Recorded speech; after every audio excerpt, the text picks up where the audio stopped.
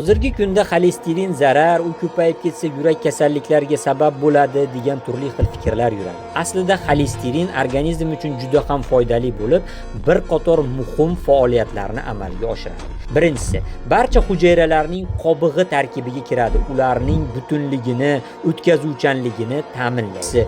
Jinsiy gormonlar, testosteron, estrogen, progesteron va buyrak usti bezi gormonlari, kortizol, aldosteron sintezida ishtirok etadi.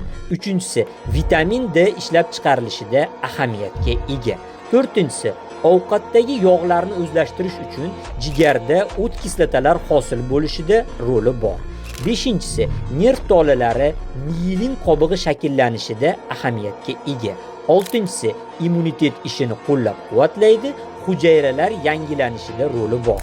Yettinchisi, eritrotsitlarni gemolitik zaharlanishdan himoya qiladi.